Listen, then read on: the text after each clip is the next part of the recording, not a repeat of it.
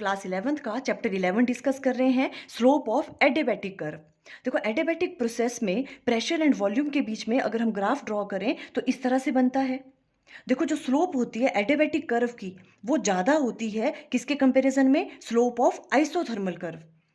क्योंकि isothermal curve में देखो, जब भी हमने प्रेशर एंड वॉल्यूम के बीच में ग्राफ लिया था तो वो कैसा आ रहा था? कर्व्ड आता है ज़्यादा वो। बट एडियाबैटिक कर्व में कैसा आता है? देखो, ये एकदम से शार्प फॉल कर रहा है, इस तरह से एकदम शार्प फॉल कर रहा है। बट आइसोथर्मल कर्व में ये थोड़ा सा क्या होता है? कर्व्ड आता है। तो हम कह सकते हैं कि एडियाबैटिक कर्व जो है, जो इसकी स्लोप है वो ज़्यादा होती है किसके कंपैरिजन में? आइसोथर्मल कर्व के कंपैरिजन में। अब हमें पता है स्लोप की वैल्यू कैसे फाइंड आउट करते हैं? DP divided by DV.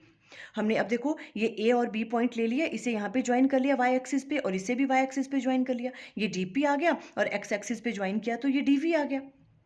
अब हमें पता है एडियाबैटिक प्रोसेस के लिए हम राइट डाउन कर सकते हैं पी वी की power gamma equal to constant के बराबर होता है। हमने के ले लिया। अब यहाँ पे हम पार्शियल डिफरेंशिएशन करेंगे। देखो, पी वैसे रहेगा। अब सेकंड वाले की पार्शियल डिफरेंशिएशन करेंगे, कैसे करते हैं? पावर आगे आ जाती है और वी वैसे रह जाएगा, पावर में से एक कम हो जाएगा तो गामा -1, और साथ में पार्शियल डिफरेंशिएशन आ जाएगी वी की, डी वी प्लस। अब क्या करेंगे? इस वाले को हम वैसे रहने देंगे, सेकंड फंक्शन को, और पार्शियल डिफरेंशिएशन ऑफ फर्स्ट क्या आ जाएगी? जीपी इक्वल टू, यहाँ कांस्टेंट टर्म है, कांस्टेंट टर्म के लिए डिफरेंशिएशन की वैल्यू क्या होती है? 0।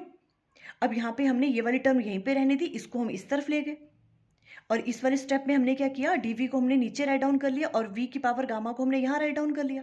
ये हमने सॉल्व किया और स्लोप की वैल्यू हमारे पास आ गई -p gamma divided by V. अब अगर आप इसको ध्यान से देखो तो ये वाली, देखो ये वाली स्लोप किसके बराबर है? ये है एडियाबैटिक कर्व की जो स्लोप है वो किसके बराबर आ गई? इसे हम राइट डाउन कर सकते हैं गामा, और ये आ गया -p डिवाइडेड बाय वी, और -p डिवाइडेड बाय वी किसकी स्लोप है? आइसोथर्मल कर्व की। तो यहां से पता चल रहा है जो एडियाबैटिक कर्व है उसकी स्लोप जो है गामा टाइम्स ज्यादा होती है किससे? आइसोथर्मल कर्व से। फुल एक्सप्लेनेशन की वीडियो का लिंक स्क्रीन पे आ रहा होगा। Thank you.